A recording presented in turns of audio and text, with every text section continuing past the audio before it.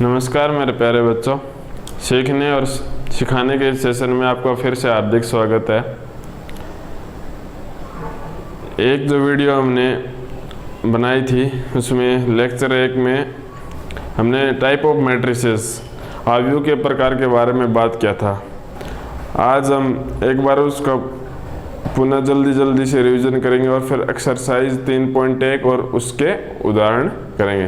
तो सबसे पहले हम जल्दी एक बार आव्यूह के प्रकार का रिवीजन कर लेते हैं कि कितने प्रकार के आव्यूह होते हैं और हमारी एनसीईआरटी बुक में कितने प्रकार के दे रखे हैं। तो सबसे पहले में अपना आव्यूह होता है वो स्तंभ आव्यूह, हमने बात किया था स्तंभ आव्यूह।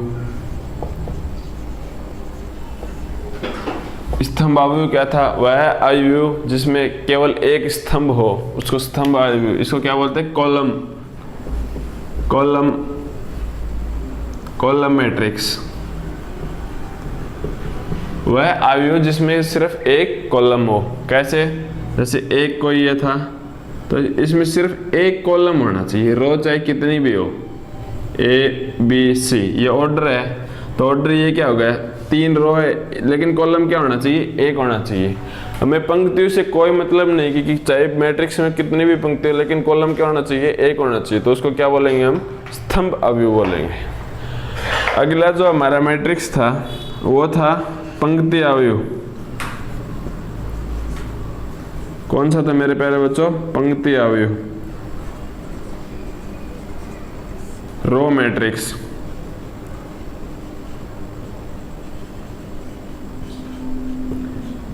वह आव्यूह या वह मैट्रिक्स जिसमें सिर्फ एक रो, कॉलम कितनी भी हो, पंक्ति क्या होनी चाहिए? एक होनी चाहिए, मतलब एक ही लाइन में लिखा होना चाहिए।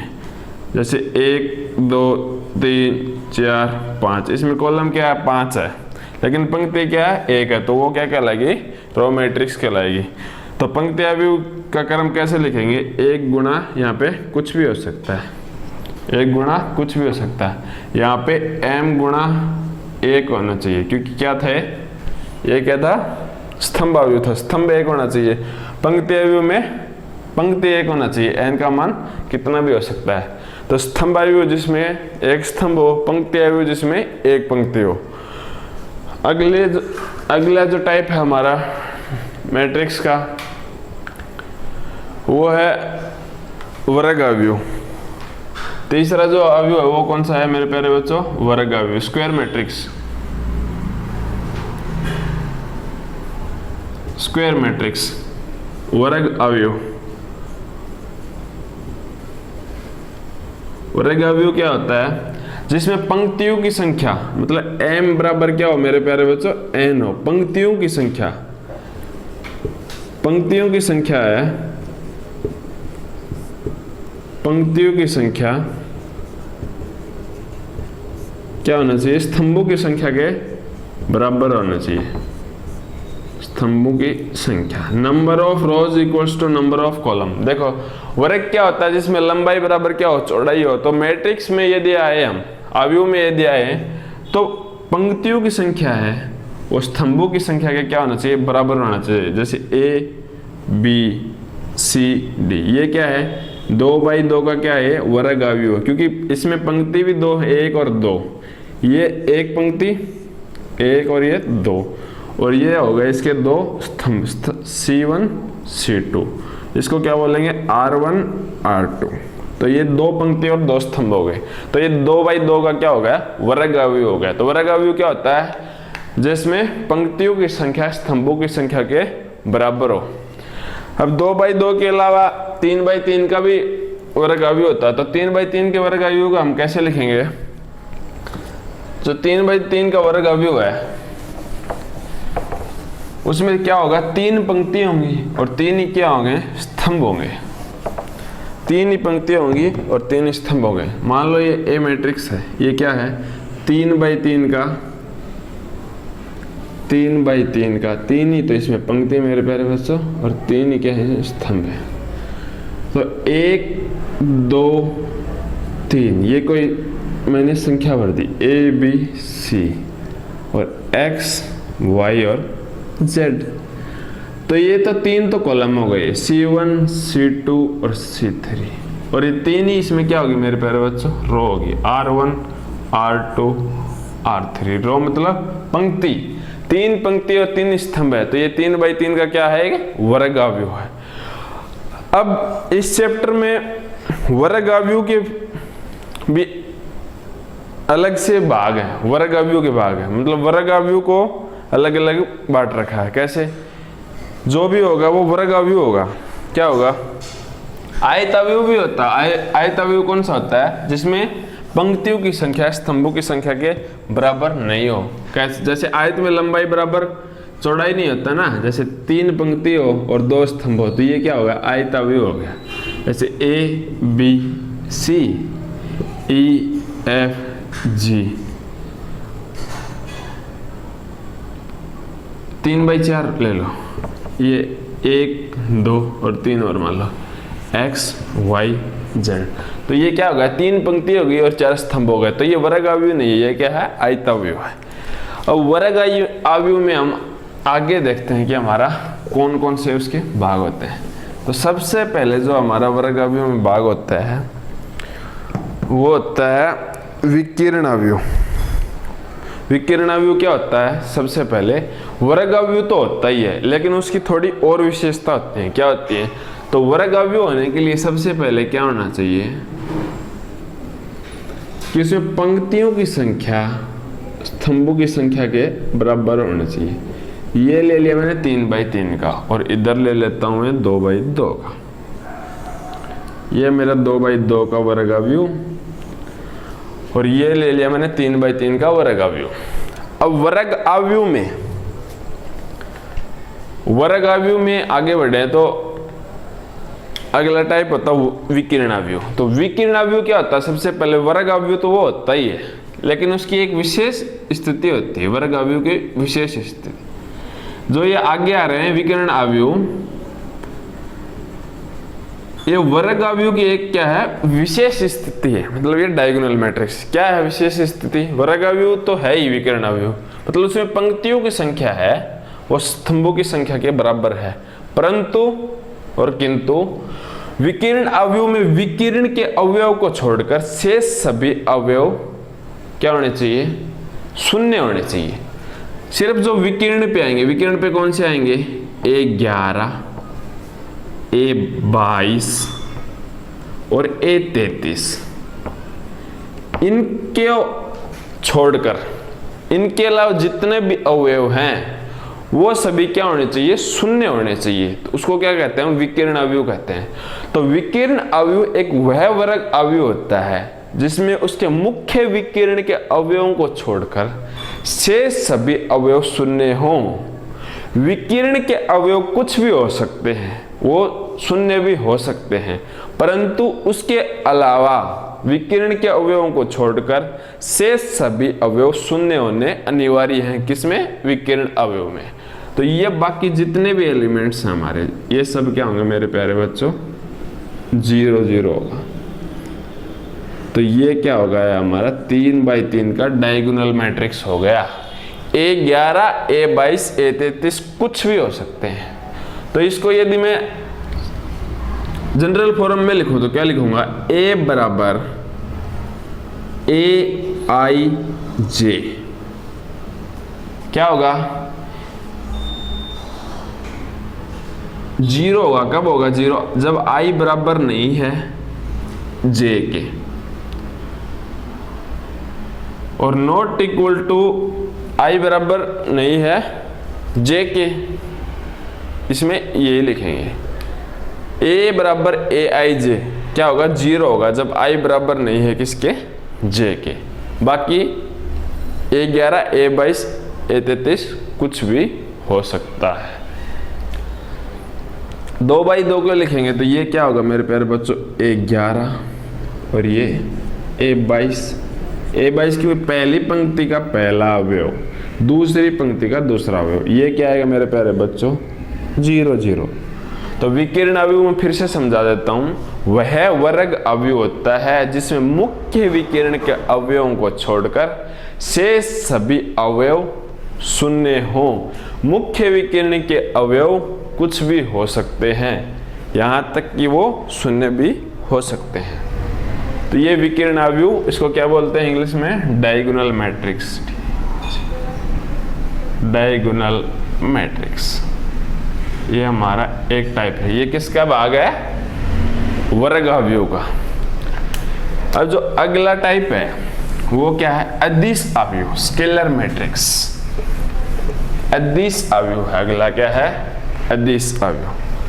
तो दूसरा ये एक भाग हो गया, किसका हो गया? वर्ग अवयव का। अगला जो सेकंड टाइप है वो क्या है? अदिश अवयव। क्या है मेरे प्यारे बच्चों? अदिश अवयव। इसको इंग्लिश में क्या बोलते हैं? Scalar matrix.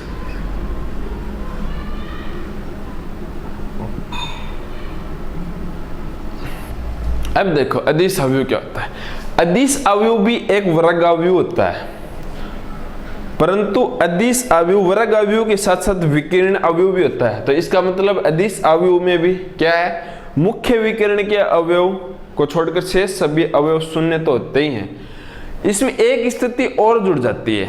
मतलब क्या हुआ कि अदिश अवयव विकिरण अवयव की एक विशेष स्थिति होती है। विशेष स्थिति कौन सी होती है? कि इसमें जो मुख्य विकिरण के अवयव होते हैं ना, वो सब क्या होंगे? समान होंगे। समान कोई भी के कुछ भी हो सकता है, परंतु ये क्या होंगे? सब समान होंगे।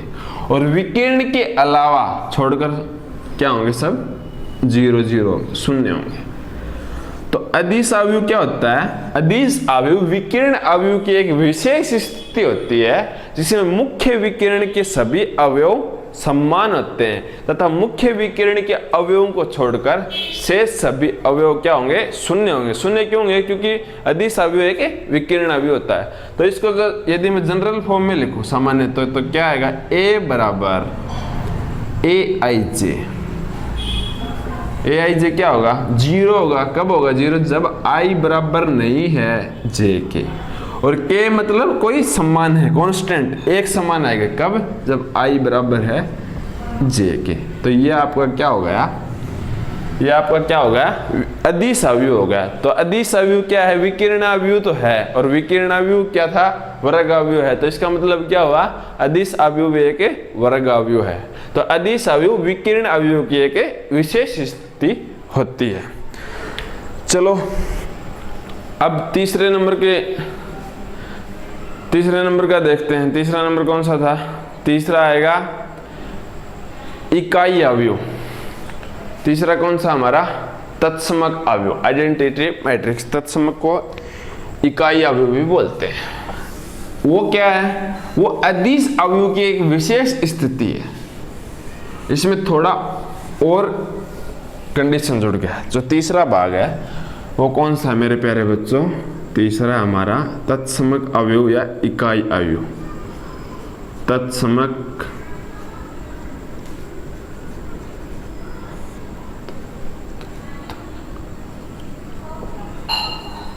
अवयव इंग्लिश में क्या बोलते हैं इसको? Identity matrix. आइडेंटिटी मैट्रिक्स ये बहुत इंपॉर्टेंट है। इसको किससे दर्शाते हैं मेरे प्यारे बच्चों? I से। और जितने की होगी तो ये वर्ग अवयव तो होती है। तो जैसे 2/2 की होगी तो यहाँ पे 2 लिख देंगे। 3/3 की होगी तो इसको क्या I3 लिख देंगे। क्योंकि वर्ग अवयव में 2/2 लिखने का कोई मकसद नहीं है, तो 2/2 का मतलब 2 ही लिख दे। क्योंकि पता है 2 ही रो होंगी, 2 ही कॉलम होंगे, वर्ग अवयव है। तो ऐसे 3/3 की तो उसको क्या लिख दिया? 3 लिख दिया। तो तत्समक अवयव या इकाई अवयव, इसका दूसरा नाम क्या होता है मेरे प्यारे बच्चों? इकाई अवयव। इकाई अवयव, बहुत अच्छा। वह अदिश अवयव। अदिश अवयव हो गया तो इसका मतलब मुख्य विकिरण के सभी अवयव समान होंगे और उसके अलावा क्या होंगे? सब अवयव शून्य होंगे। लेकिन इसमें जो मुख्य विकिरण के अवयव होते हैं वो सम्मान के साथ साथ सब क्या होंगे? एक होंगे। तो इकाई अवयव क्या होगा? वह अवयव जिसमें मुख्य विकिरण के सभी अवयव एक एक हो तथा शेष सभी अवयव क्या हो? शून्य हो, उसको क्या बोलेंगे हम? इकाई मैट्रिक्स बोलेंगे। जैसे 3x3 का यदि मैं उदाहरण लूं तो मुख्य विकिरण के सभी अवयव क्या आएंगे मेरे प्यारे बच्चों? 1 1 1, बाकी सब क्या आएंगे? 0। ये क्या हो गया? 3x3 का क्या होगा? आई मैट्रिक्स होगा, आइडेंटिटी मैट्रिक्स। इसको क्या लिख दूंगा मैं? I3, मतलब 3x3 का आइडेंटिटी मैट्रिक्स। फिर से देख लो, इकाई अवयव वह अवयव होता है जिसमें मुख्य विकिरण के सभी अवयव एक एक होते हैं तथा मुख्य विकिरण के अलावा सभी अवयव शून्य होते हैं, उसको क्या बोलते हैं हम? तत्समक अवयव कहते हैं। यदि मैं 2x2 का उदाहरण लूं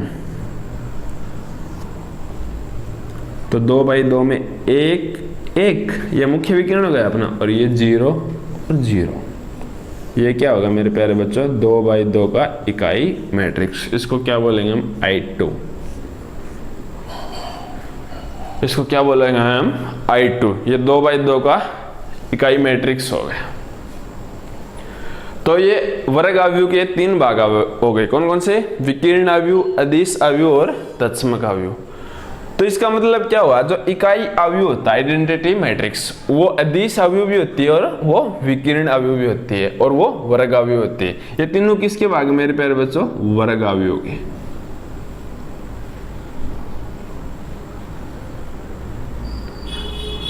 स्क्वायर मैट्रिक्स के ये 3 भाग थे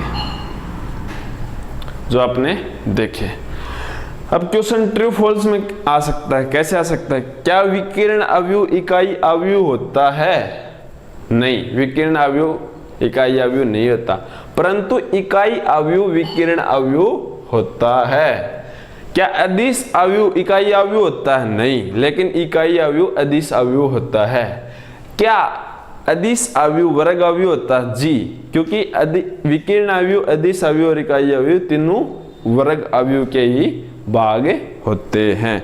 तो इसको मैं तीनों को डायग्राम से एक बार कंपैरिजन करके आपको दिखा देता हूं, अच्छे से समझ में आ जाएगा, आपको कंफ्यूजन नहीं रहेगा इन वाले क्वेश्चनों में कि कौन सा क्या होता है, कौन सा क्या, इनमें क्या क्या डिफरेंस होता है। देखो,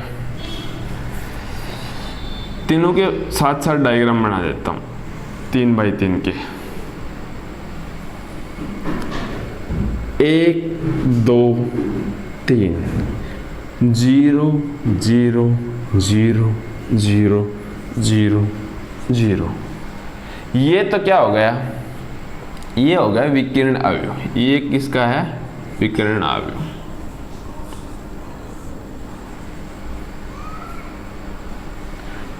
ये हो गया विकिरण अवयव अपना ए। कितने का है मेरे प्यारे बच्चों? 3x3 का वर्ग अवयव। जो दूसरा मैं बना रहा हूं, ये बना देता हूं मैं अदिश अवयव। तो इसमें सब क्या होंगे? सेम होंगे। तो जैसे सेम क्या मान लो आप? 2 2 मान लो, कुछ भी हो सकता है, परंतु क्या होना चाहिए? वो सेम होना चाहिए। और जो तीसरा है अपना, वो है इकाई अवयव। इकाई अवयव में क्या है? सेम तो हो गए होंगे, लेकिन वो सेम है ना, वो एक एक होने चाहिए। तो 1 1 1, और ये हो गए मेरे प्यारे बच्चों 0 0। ये देख लो, ये विकिरण अवयव है, ये क्या है? अदिश अवयव।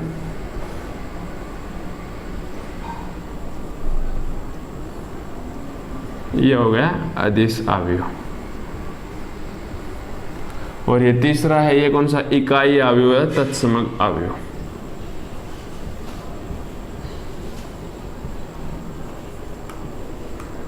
ये हमारा इकाई अवयव या तत्समक अवयव। Diagonal matrix, scalar matrix and identity matrix, इनमें क्या डिफरेंस है? इकाई अवयव में मुख्य विकिरण के सभी अवयव एक एक होंगे। अदिश अवयव में कुछ भी हो सकते हैं, इंक्लूड एक भी हो सकता है, परंतु सब समान होंगे। और विकिरण अवयव में क्या होगा? मुख्य विकिरण के अवयवों को छोड़कर सभी अवयव शून्य होंगे। और ये तीनों क्या है? वर्ग अवयव है। तो यदि हम इसको सेट के तौर पे देखें तो ये सभी सबसेट किसके हैं, उपसमुच्चय हैं, किसके होते हैं, वर्ग अवयव के। और बाद में ये इसका भी सबसेट है, ये इसका सबसेट है, ये इसका सबसेट है। तो मतलब विकीर्ण अवयव क्या है, अदिश अवयव और इकाई अवयव विकीर्ण अवयव होते हैं, परंतु विकीर्ण अवयव है ना वो इकाई अवयव और अदिश अवयव नहीं होता। इसी प्रकार इकाई अवयव अदिश अवयव होता, परंतु अदिश अवयव है वो इकाई अवयव नहीं होता। तो ये आप देख सकते हो।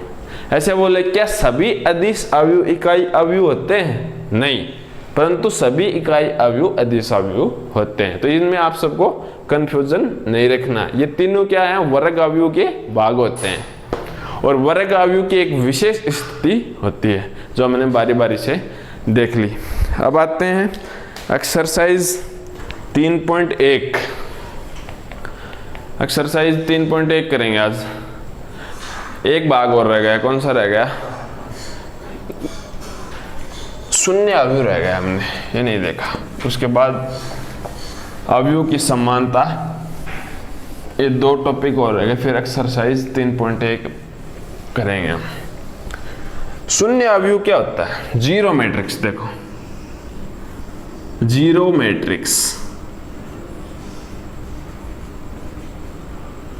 थोड़ी थोड़ी हमको इंग्लिश भी सीखनी, क्योंकि आप कहीं भी 12वीं के बाद पढ़ोगे तो हिंदी में जो साइंस साइड होती है ना, गणित, फिजिक्स, केमिस्ट्री, ये आपको कम ही मिलेगी।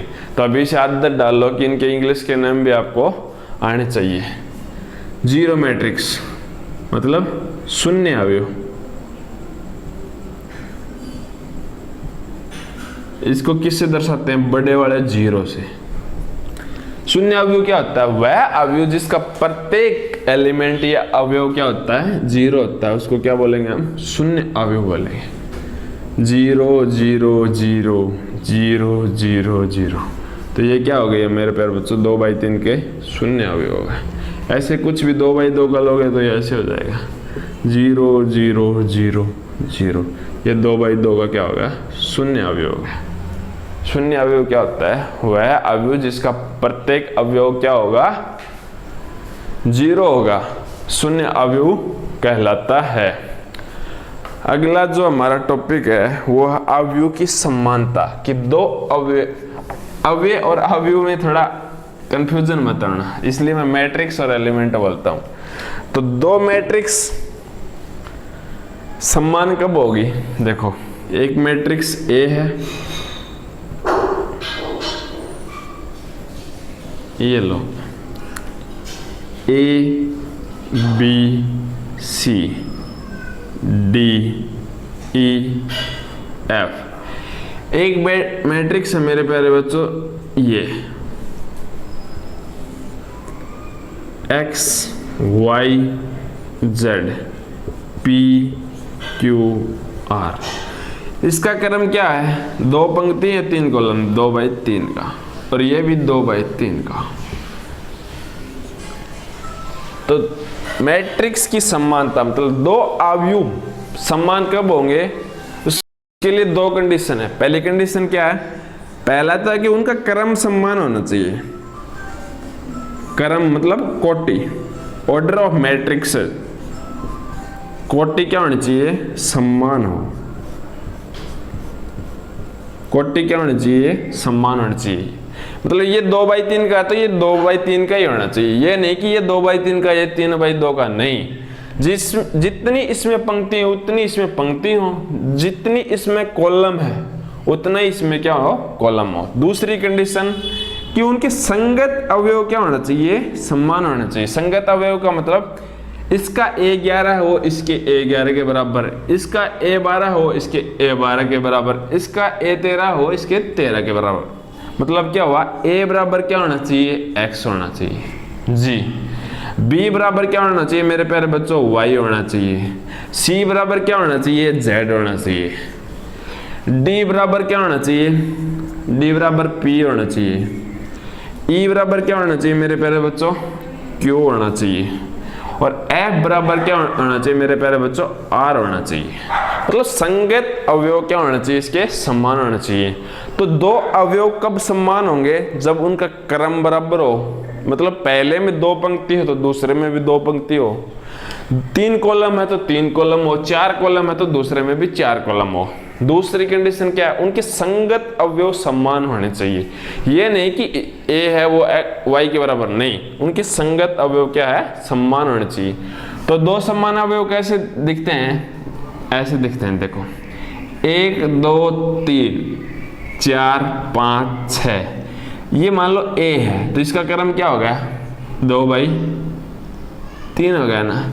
तो क्या ये संगत अवयव है, संगत का नहीं, समान अवयव है। 1 2 3 4 5 6, ये क्या है 3/2 का, नहीं, ये समान अवयव नहीं है, क्योंकि ये पहली कंडीशन में ये फेल हो गए, ये 2/3 का, ये 3/2 का, तो इसका मतलब ये समान अवयव नहीं है। समान होने के लिए क्या होना चाहिए, सबसे पहले तो उनका क्रम समान हो, दूसरे नंबर पे उनके संगत अवयव समान होने चाहिए। तो इसका दूसरा जो समान अवयव होगा वो कैसा होगा, सेम इस तरह का ही दिखेगा। कैसा दिखेगा, 1 2 3 4 5 6, क्रम सेम होना चाहिए ना, तो 2/3 का ही होना चाहिए।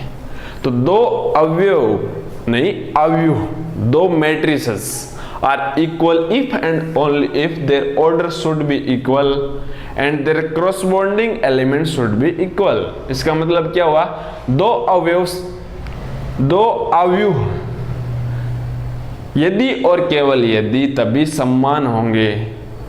पहला नंबर यदि उनका क्रम समान हो, कोटि समान हो, दूसरा उनके संगत अवयव क्या होना चाहिए, बराबर होने चाहिए। तो इस प्रकार दो अवयव क्या होंगे, बराबर होंगे। अगला जो हमारा है वो है, देखता हूं एनसीईआरटी में क्या लिखा है। अगला टॉपिक है, ये हो गया अवयव की समानता, इक्विलिटी ऑफ मैट्रिसेस हो गई। अब आ गए हमारा उदाहरण नंबर 1 से स्टार्ट करेंगे और फिर करेंगे हमें उदाहरण नंबर 1 से। उदाहरण नंबर 1 क्या बोलता है, कोटि हो गया। उदाहरण नंबर 1 देखता हूं क्या, उदाहरण नंबर 1, उदाहरण नंबर 1 है कि अवयव 3/2 के अवयव में निरूपित करना है। क्या है, पुरुष कर्मी 3 फैक्ट्री हैं। उदाहरण नंबर 1 देखो, 3 फैक्ट्री हैं, 1 2 और 3, उसमें पुरुष है और क्या, महिला। पुरुष पहली फैक्ट्री में है 30 25 और 27, ये है 30 25 और 27। महिलाएं हैं वो 25 31 26, 25 31 और 26। क्वेश्चन में क्या बोला है, उपयुक्त सूचना को एक 3/2 के अवयव के में निरूपित कीजिए। पंक्ति को दूसरे स्तंभ वाली प्रविष्टि क्या प्रकट करती है। तो इसको अवयव में कैसे बनाओगे, देखो 3/2 के, 3/2 का मतलब क्या हुआ, 3 पंक्ति और 2 स्तंभ में। तो कर दो, मान लो ये ए में है तो बस लिख दो, ये अवयव बनाया 30 25 और 27, और ये 25 31 और ये 26। तो ये क्या हो गया हमारा, 3/2 का क्या हो गया, अवयव में निरूपित हो गया। अब पूछ रहा है आगे कि पंक्तियां और स्तंभ क्या निरूपित करती हैं। तो ये हो गई ना पंक्ति। तो पंक्ति क्या निरूपित कर रही है, फैक्ट्री 1 में पुरुष तथा महिलाओं की संख्या 30 पुरुष और 25 महिला।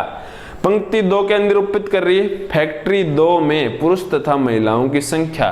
पंक्ति 3 क्या निरूपित कर रही है, यहाँ पे मेरे प्यारे बच्चों, फैक्ट्री 3 में पुरुष तथा महिलाओं की संख्या।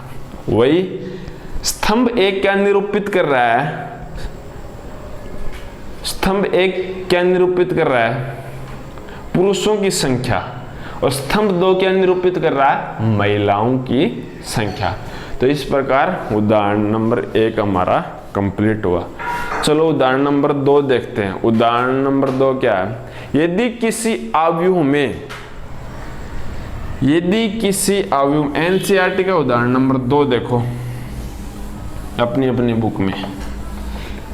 उदाहरण नंबर 2 है, यदि किसी अवयव में, उदाहरण नंबर 2, 8 अवयव हैं तो इसकी संभव कोटियां क्या हो सकती हैं? 8 अवयव है मेरे प्यारे बच्चों। अवयव कितने हैं? टोटल 8। तो संभव कोटियां क्या हो सकते हैं? तो इसके अभाज्य गुणनखंड बनाने हैं। तो 8 को कैसे कैसे लिख सकते हैं हम? 1 गुणा 8, दूसरा 2 गुणा 4, बहुत अच्छे। तीसरा क्या लिख सकते हैं मेरे प्यारे बच्चों? 3 का भाग जाता नहीं, 4 गुणा 2, उल्टा हो गया ना, बस उल्टा होता है। चौथा क्या लिख सकते हैं हम? 8 गुणा 1। तो इसकी 4 संभव कोटियां हो सकती है। इसका मतलब क्या हुआ?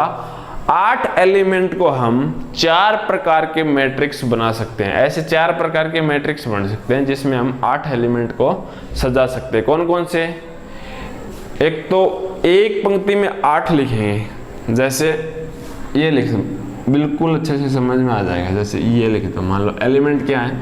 A B C D E F G H, ये हो गया एक पंक्ति और 8 कॉलम में। दूसरा 2 पंक्ति और 4 कॉलम में कैसे लिखेंगे? 2 क्या लेनी है हमको? पंक्ति और 4 कॉलम।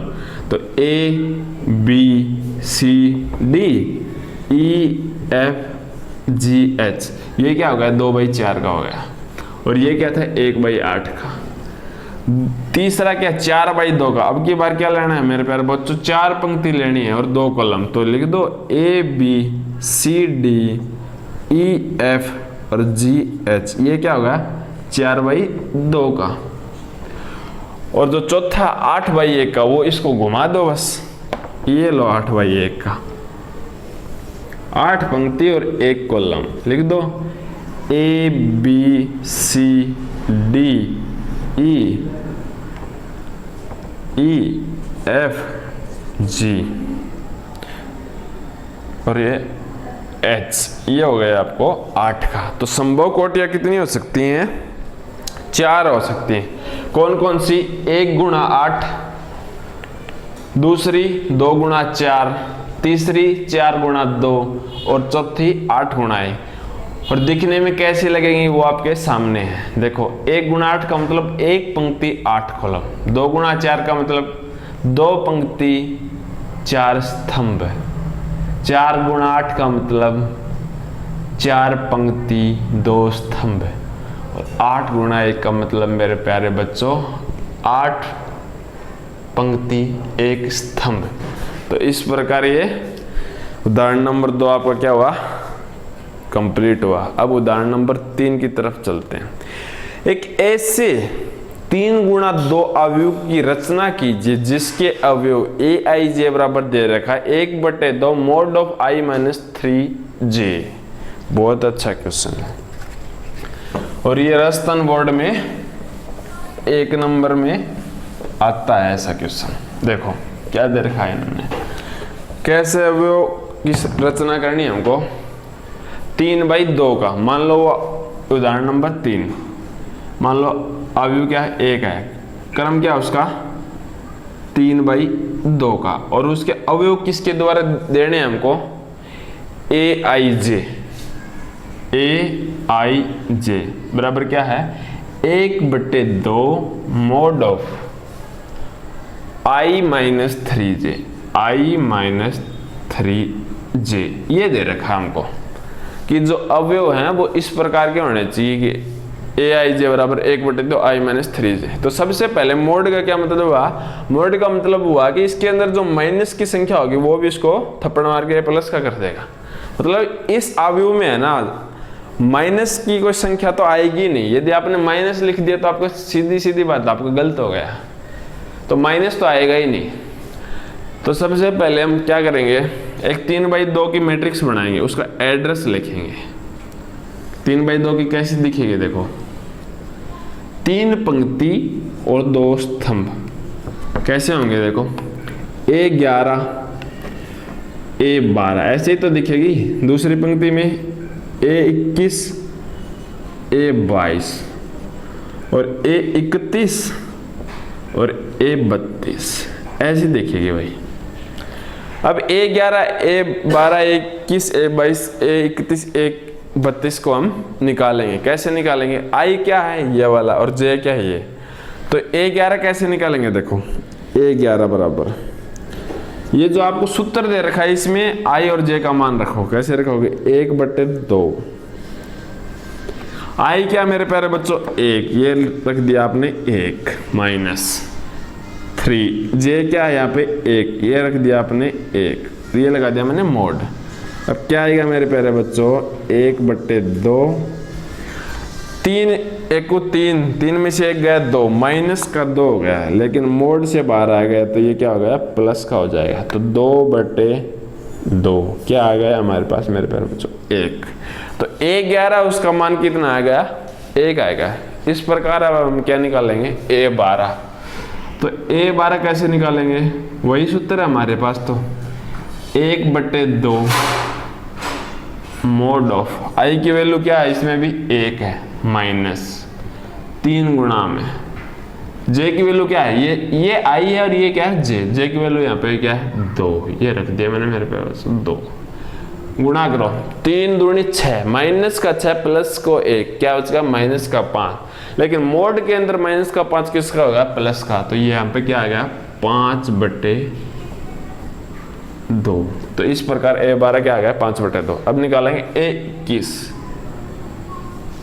A21 निकालो, वही सूत्र 1/2। I क्या है? अब के पास 2 है, -3 गुणा में J क्या है? इसमें 1 है, ये लिख दिया 1। 3 1 3, माइनस का 3 प्लस का 2 क्या होगा? माइनस का 1। लेकिन मोड में तो माइनस का 1 किसका होगा? प्लस का 1। तो 1/2 क्या आ जाएगा मेरे प्यारे बच्चों? प्लस का आ जाएगा। तो ये A21 क्या आएगा? 1/2। A22 निकालो। A22 क्या? वही सूत्र 1/2 I 2 -3 गुणा 2 क्या आया मेरे प्यारे बच्चों? 3 दूनी 6, 6 में से 2 घटा 4, 4 में 2 का भाग लगाया 2।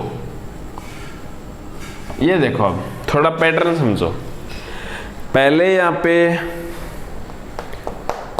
1 आया, फिर 5/2 मतलब 2.5 आया, मतलब 1.5 जुड़ रहा है, लेकिन ये माइनस का था और ये क्या हुआ? ये भी क्या था? माइनस का था। तो फिर क्या हुआ? फिर 1, ये फिर 1.5 हुआ, फिर 2 हुआ। अब की बार फिर क्या आएगा? 2.5 आएगा। देखना A22 A21 A22 हो गया। अब A31 देखो क्या आएगा? 1/2 I क्या? 3 -3 गुणा 1 क्या हो गया? 3 में से 3 गया 0 हो गया ना। A31 3 -3 गुणा 1, 3 में से 3 गया 0। और A32 निकालेंगे हम, वो क्या आएगा मेरे प्यारे बच्चों? 1/2 3 -3 गुणा 2, ये 6 हो गया। माइनस के 6 प्लस के 3, माइनस का 3 मोड से बाहर आएगा, प्लस का 3 क्या आएगा मेरे प्यारे बच्चों? ये आ गया 3/2। तो इस प्रकार हमने सारे अवयव ज्ञात कर लिए। A11 1 है, A12 5/2 है, A21 है वो 1/2 है, A22 है वो 2 है, A31 है वो क्या है? 0 है, और A32 है वो 3/2 है। तो इस प्रकार हमने ये ज्ञात कर लिए।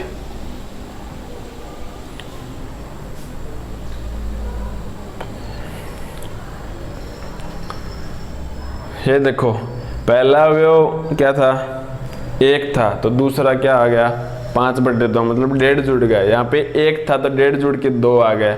यहाँ पे 0 था तो 1.5 मतलब 3/2 हो गया। तो ये इस प्रकार कि जो भी क्वेश्चन है ना, वो एक पैटर्न फॉलो करते हैं। तो आप जल्दी जल्दी से भी इनको यदि कंपटीशन में आए तो आप बहुत जल्दी से कर सकते हो। बस आपको पैटर्न देखना है कि ये किस प्रकार जा रहे हैं। हाँ, वो जरूर देखना पड़ेगा कि घट रहा है या बढ़ रहा है, क्योंकि मोड आ रखा है। तो इस प्रकार ए अवयव हम फाइनली कैसे लिखेंगे, ए अवयव क्या लिखेंगे हम, A11 क्या हो गया हमारा 1 हो गया, A12 कितना हो गया 5/2, A21 कितना हो गया हमारा 1/2, A22 क्या हो गया 2, ये क्या हो गया 0 और ये क्या हो गया 3/2। तो इस प्रकार हमें 3/2 का अवयव मिल गया। कैसे लिखेंगे, बराबर है किसके है, ये है 1 5/2, 1/2, 2 0 और 3/2 की। ये भी क्या है 3/2 का मैट्रिक्स है। और ये हम इसको मिटा देते हैं। ये लो, ये आपका उदाहरण नंबर 3 कंप्लीट हुआ। तो इस प्रकार हमको जो सूत्र दे रखा है उसके अनुसार अवयव के अवयव ज्ञात करने, मैट्रिक्स के एलिमेंट ज्ञात करने हैं। चलो अगले क्वेश्चन पे चलते हैं। अगला क्वेश्चन क्या है, अगला क्वेश्चन है, ये तो हो गया, सब पढ़ लिया हमने, शून्य। उदाहरण नंबर 4 है। उदाहरण नंबर 4 क्या कर रहा है कि यदि अवयव समान हैं, 2 अवयव दे रखे हैं, कौन कौन से दे रखे हैं, देखो मैं बोर्ड पे लिखता हूँ। 2 अवयव दे रखे हैं इसने, उदाहरण नंबर 4 NCERT। 2 अवयव दे दिए इसने, x + 3 -6 b - 3 z + 4 a - 1 -21 2y - 7 0 और 0। ये क्या है, समान है, किसके है, ये है बराबर है इसने 0 - 6 और 2b + 4 के। दूसरा 6 - 3 और 21। तीसरा कॉलम दिया इसने 3y - 2 2c + 2 और यह है 0। तो ये आपका क्वेश्चन क्या कह रहा है, यदि दिए गए दोनों अवयव, दोनों मैट्रिक्स इक्वल हैं तो x, y, z, a, b तथा c के मान ज्ञात करो। यह आपका NCERT का उदाहरण नंबर है 4। उदाहरण नंबर है मेरे प्यारे बच्चों 4। तो सबसे पहले देखो, क्या ये समान अवयव हैं, दे रखे हैं, क्योंकि इसका भी क्रम क्या है 3/3 का और इसका भी 3/3 का। अब यदि अवयव समान है तो इनके संगत अवयव है ना, उनकी तुलना कर दो। कैसे, जैसे इसका है x + 3, ये किसके बराबर होगा, दोनों अवयव बराबर है तो 0 के बराबर होगा। ये ले लिया हमने 0, तो x बराबर क्या आ गया मेरे प्यारे बच्चों -3। ये लो आपका आ गया x बराबर -3। दूसरा देखो z + 4 बराबर, z + 4 किसके बराबर होगा, सेम पकड़ो, इसका भी दूसरा क्या है 6, ये क्या होगा 6 के बराबर होगा। तो z बराबर क्या आ गया मेरे प्यारे बच्चों 6 - 4 बराबर 2। यह आ गया आपका z का मान। बहुत अच्छे। तीसरा देखो, तीसरा दे रखा है इसने 2y - 7, 2y - 7 किसके बराबर है, ये वाला इसका लास्ट, तो इसका भी ये लास्ट पकड़ो, किसके बराबर मेरे प्यारे बच्चों 3y माइनस 2। चर चर एक तरफ, अचर अचर एक तरफ, तो ये इसको इधर लाया मैं, तो क्या हो गया है 3y माइनस का 2y। देखो ये प्लस का था, इधर जाके माइनस का हो गया, बराबर माइनस का 7, ये इधर आया तो प्लस का 2। 3y में से 2y गया, क्या बच गया मेरे प्यारे बच्चों 1y। माइनस का 7 प्लस का 2 क्या आ गया माइनस के 5, तो y बराबर कितना आ गया माइनस के 5। बहुत अच्छा है। अगला माइनस 6 बराबर है 6 के, कोई इसमें चर नहीं है जिसको निकालना है। ये a माइनस 1 सेम की तुलना करो, a माइनस 1 बराबर है मेरे प्यारे बच्चों माइनस 3, तो a बराबर क्या होगा माइनस का 3 प्लस का 1 बराबर क्या आएगा मेरे प्यारे बच्चों माइनस का 2। तो ये हो गया हमारा a का मान।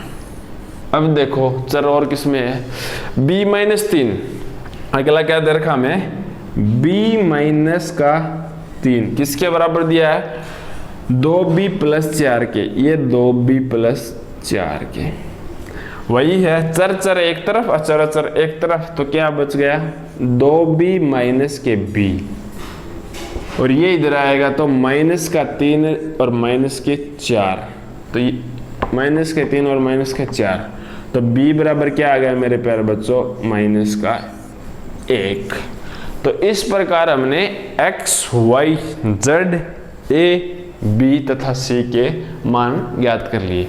x बराबर माइनस 3, z बराबर 2, y बराबर माइनस 5, a बराबर माइनस 2, b बराबर माइनस 1। अब क्या बच गया हमारे पास c बच गया। c कहाँ छुपा रह गया, ये रह गया, देखो c क्या है 2c प्लस 2, 2c प्लस 2 बराबर क्या दे रखा है इसमें 0, तो 2c बराबर क्या हो गया माइनस का 2, तो c बराबर क्या हो गया मेरे बच्चों माइनस का 2/2 मतलब माइनस का 1। तो ये हमने x, y, z, a, b, c के 6 के 6 क्या है चर। चर क्या होते हैं जिसका मान हमें ज्ञात करना होता है, हमने मान ज्ञात कर लिए। इस प्रकार उदाहरण नंबर 4 कंप्लीट हुआ, उतार लो।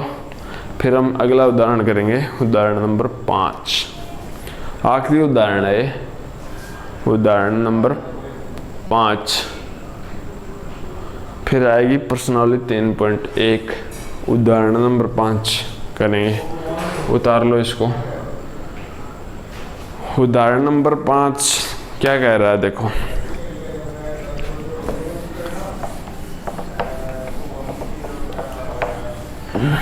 उदाहरण नंबर 5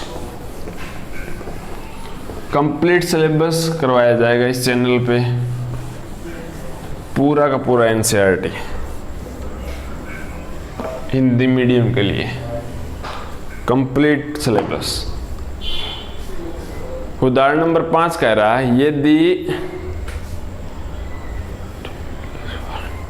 क्या कह रहा है, 2 अवयव दे रखे हैं, इसमें क्या दे रखा है 2a प्लस b, इधर है 5c माइनस d, और ये है a माइनस 2b और 4c plus 3d, 4c plus 3d। यदि ये अवयव किसके बराबर है दे रखा है इसने 4 माइनस का 3, 11 और 24, क्या कह रहा है क्वेश्चन में 11 और 24।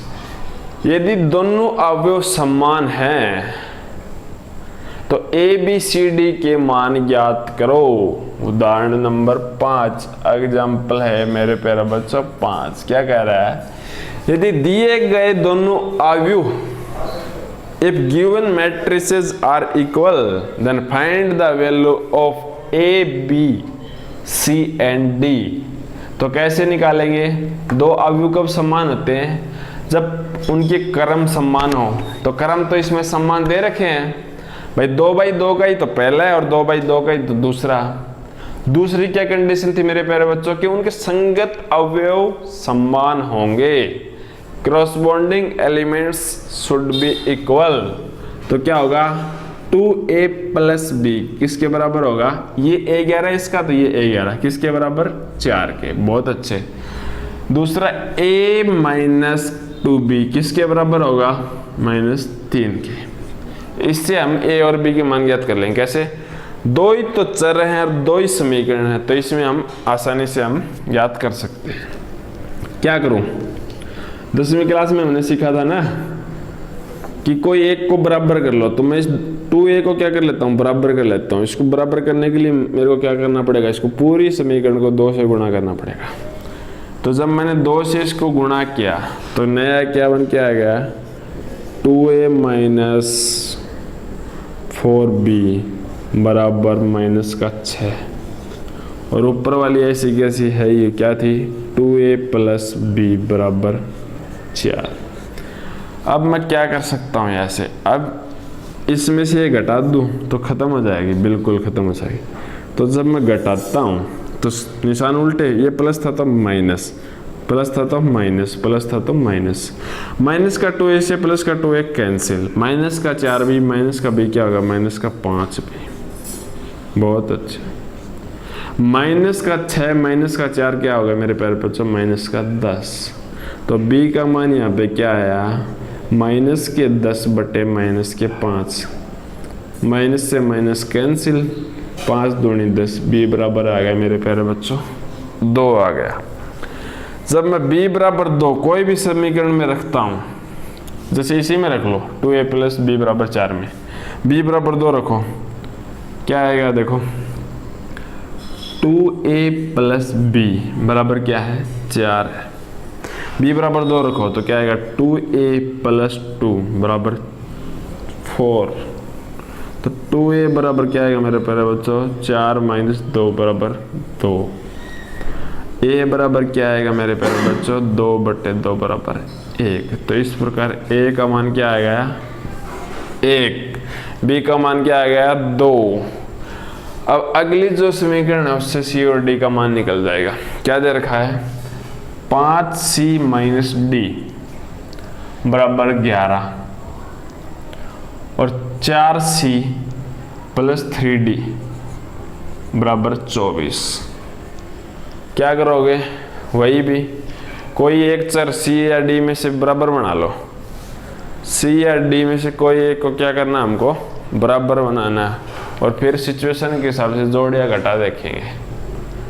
फिर क्या करेंगे? सिचुएशन के हिसाब से जोड़ या घटा देखेंगे। तो बराबर कैसे बनाऊंगा? देखो ये d1 है, ये 3d है, तो ऊपर वाले को मैं 3 से गुणा कर देता हूँ। ये कर दिया मैंने 3 से गुणा। 3 से गुणा करने पर नई समीकरण क्या आएगी? 5 3 15c। बहुत अच्छे। माइनस के 3d और 11 3 33। ये वाली समीकरण है ना, इसका ये नया रूप हो गया। समीकरण के दोनों पक्षों में समान संख्या से गुणा या भाग करने पर कोई फर्क नहीं पड़ता। समीकरण के दोनों पक्षों में समान संख्या जोड़ने या घटाने पर कोई फर्क नहीं पड़ता। तो इस प्रकार ये क्या होगी? दूसरी समीकरण। अब क्या करूं? इसको मैं जोड़ देता हूं। जब जोड़ूंगा तो -3d से +3d कैंसिल, 15 4 19c हो गए, और इधर 33 और 24 क्या हो गए मेरे प्यारे बच्चों? 57। तो c का मान क्या आ गया? 57 बटे 19। 57 बटे 19। 19 एकम 19, 19 दूनी 38, 19 30 57। तो c बराबर क्या आ गया मेरे प्यारे बच्चों? 3। अब c का मान किसी भी समीकरण में रख लो, d का मान प्राप्त हो जाएगा। कौन से में रखेंगे? कोई में भी रख लो। 4c प्लस 3d में रख देते हैं। 4c प्लस 3d क्या था? 24 था ना? बहुत अच्छे। तो c बराबर क्या आया? 3 ना? तो 4 3 12 प्लस 3d बराबर 24। तो यहां से d का मान कैसे आएगा? d का मान आएगा 24 माइनस 12 बटे 3। तो d बराबर क्या आ जाएगा? 12 बटे 3 मतलब 4 आ जाएगा। तो d बराबर क्या आ गया मेरे प्यारे बच्चों? 4। a बराबर 1, b बराबर 2, c बराबर 3 और d बराबर 4। तो ये क्वेश्चन में हमारे पास 4 अननोन, 4 क्या था, चर थे जिनका मान हमको ज्ञात करना था और इनको हमने आसानी से ज्ञात कर लिया। इस प्रकार 3.1 से पहले के सारे उदाहरण कंप्लीट हुए। अब हम एक्सरसाइज अगली वीडियो में करेंगे 3.1 पूरी कंप्लीट, 10 क्वेश्चन है, बहुत अच्छे से करेंगे। और इस चैनल पे पूरा syllabus Hindi medium NCERT main target करेगा राजस्थान बोर्ड को।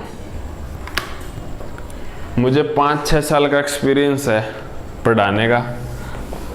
जब से एनसीईआरटी सिलेबस लगा था तब से हम पढ़ रहे हैं, पढ़ा रहे हैं। और मैंने भी राजस्थान बोर्ड में टॉप किया है मैथ में 100/100।